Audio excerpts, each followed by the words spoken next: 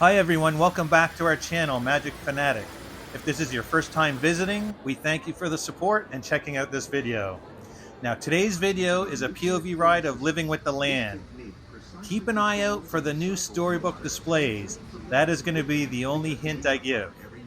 If you are a horticulturist, this will be your favorite ride in all of EPCOT. However, if you are a tired, hot mess and just need to rest your feet for 20 minutes, have a light snack, relax in the air conditioning, and maybe get 5 minutes of shut-eye, all while learning a few facts of some freaky plants, this too will also be your favorite ride in all of EPCOT. Sit back, relax, and remember, no touching the sand.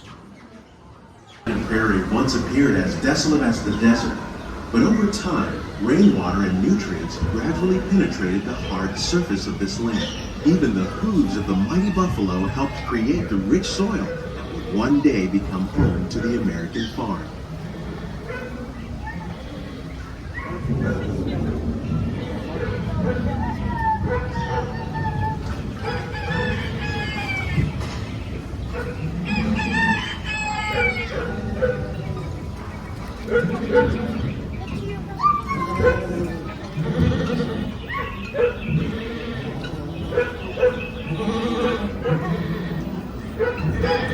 Of all the forces at work on the land, humans have had one of the most profound effects. The need to produce food for a growing world led to the enormous use and sometimes overuse of the land. In our search for more efficient ways to grow food, we often fail to realize the impact of our methods.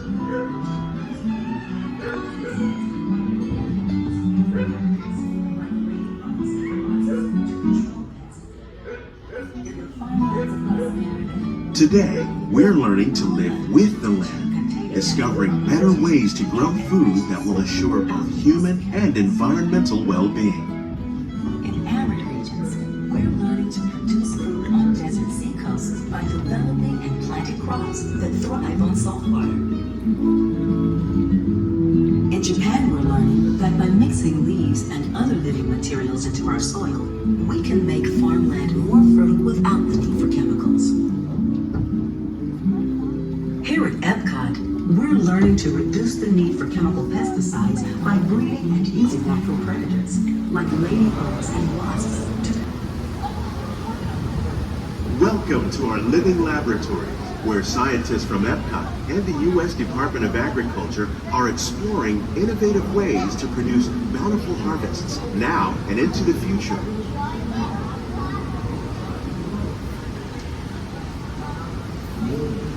The tropics are home to the greatest diversity of plants on the planet.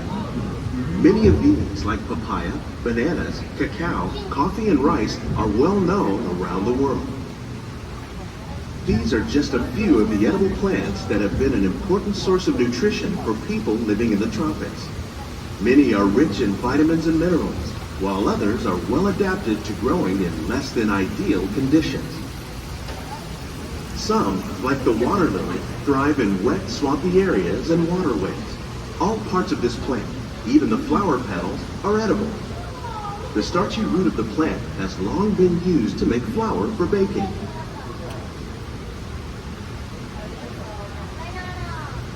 One day, many of these lesser-known tropical plants may be as important as the bananas growing on both sides of the boat. More than 28 million tons of bananas are eaten annually, making it the most popular fruit in the world.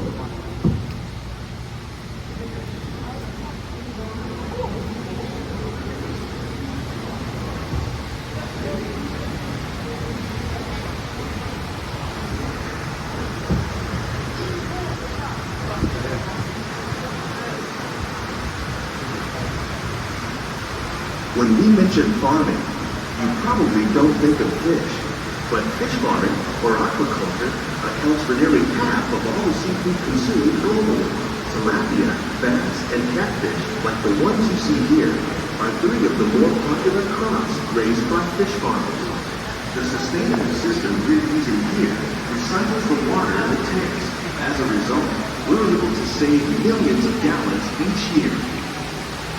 Our small fish farm produces nearly 5,000 pounds of fish each year to serve in restaurants around Walt Disney World.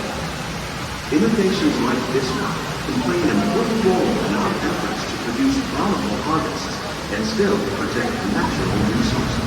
While there are more than 50,000 edible plant species in the world, most of us are only familiar with the handful that make up our everyday diet. The common grains growing here, wheat, maize, sorghum, and millet, plus rice, account for nearly 2/3 of our global food consumption. Learning how to increase yields of these staples is an important goal of research around the world.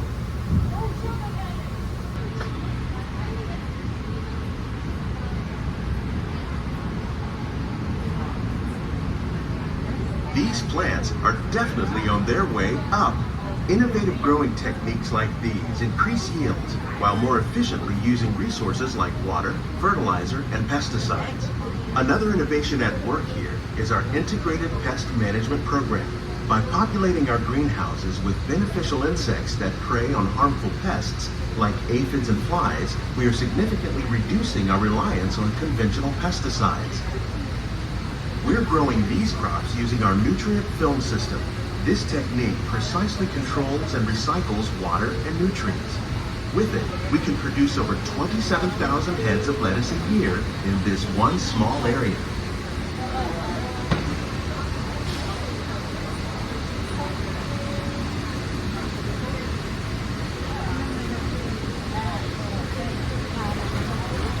Some of our best ideas have been inspired by nature, like these fruit and vegetable trees.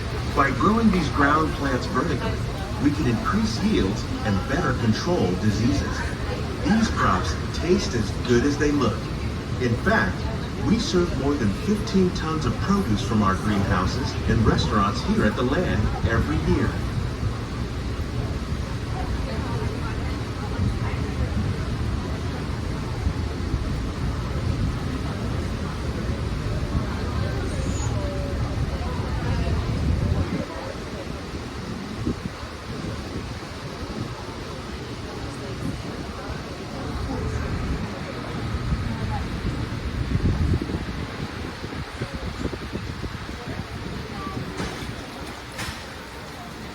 The future of agriculture may include innovative ideas like this vertical growing system. Plants grown in this way use a fraction of the space required by traditional growing methods. That saves water and increases production. The aquaponics system on your left combines hydroponics with aquaculture. The fish provide a natural source of fertilizer for the plants, and the plants help keep the water clean for the fish. It's another great way to produce more while using less. In our lab, EPCOT scientists are working with the U.S. Department of Agriculture on a number of innovative projects. The goal of these efforts is to produce higher yielding and better quality plants.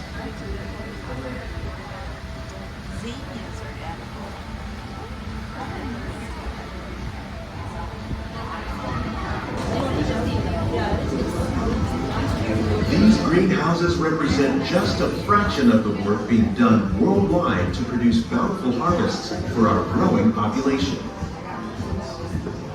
Scientists, farmers, and even backyard gardeners are doing their part to improve the quantity and quality of foods that we all rely upon. Together, we can continue to find more ways to increase food production and protect our precious natural environment.